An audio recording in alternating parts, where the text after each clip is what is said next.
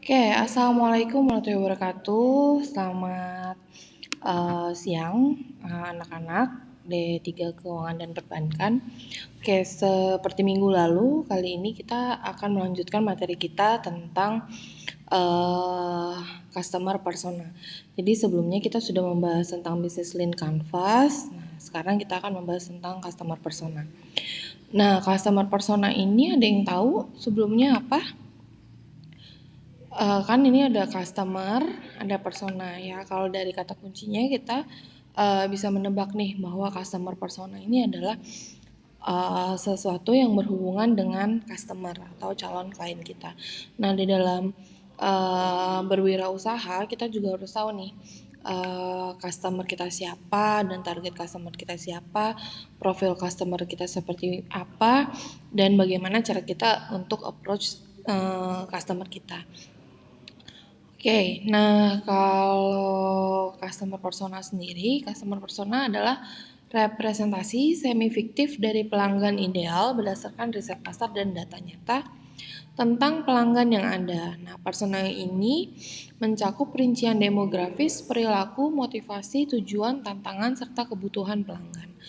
Dengan menggunakan customer persona, perusahaan dapat lebih memahami dan melayani target audiens mereka secara efektif. Nah, jadi ketika kita berwirausaha, kita sudah menetapkan nih target dari customer kita seperti apa atau target dari pelanggan kita seperti apa.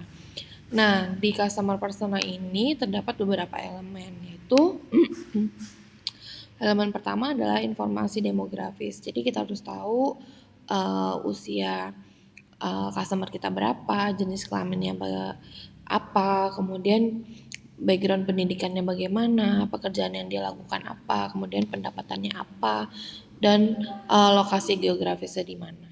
Nah, kemudian untuk informasi psikografis, jadi kita harus juga tahu nih kita mau wirausaha apa, kemudian kita harus tahu bagaimana kepribadian si calon pelanggan kita. Nah, kemudian gaya hidupnya apa, minat dan hobinya bagaimana, dan nilai dan keyakinannya apa.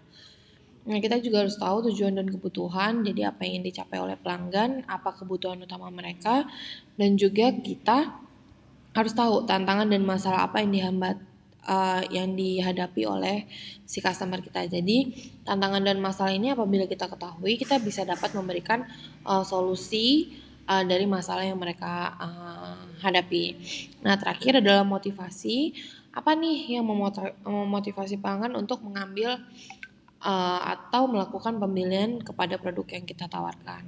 Nah, apa sih yang menjadi pendorong utama dalam memilih satu produk atau layanan yang kita tawarkan?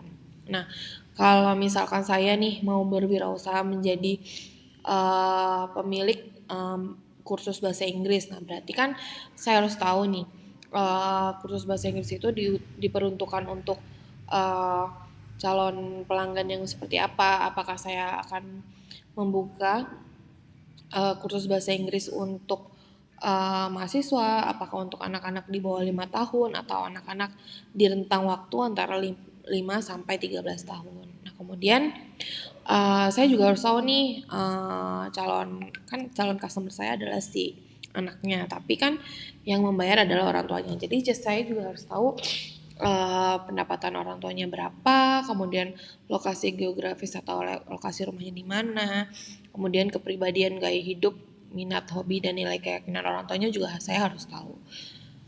Nah, kemudian dari kita sudah mengetahui elemen-elemen tersebut, kita membuat profilnya nih, namanya siapa, kemudian umurnya berapa, tempat tinggalnya di mana, kemudian pekerjaan orang tuanya apa, kemudian usia anaknya ada berapa, dan kira-kira income-nya berapa. Nah, dari sini kita sudah bisa memberikan gambaran nih bahwa target kita adalah si A, si B, si C, dan itu juga bisa memudahkan kita bagaimana kita melakukan pendekatan dalam memberikan penawaran terhadap produk yang akan kita tawarkan. Nah, kalau kita tidak mengetahui nih calon-calon pelanggan kita, ya kita bisa jadi tidak bisa melakukan pendekatan untuk menawarkan produk yang kita tawarkan. Kalau misalkan kita tidak tahu apa yang harus kita lakukan, bisa jadi ya bisnis kita akan stuck ya, karena kita tidak ada apa tuh usaha untuk mempromosikan usaha usaha yang sedang kita jalankan.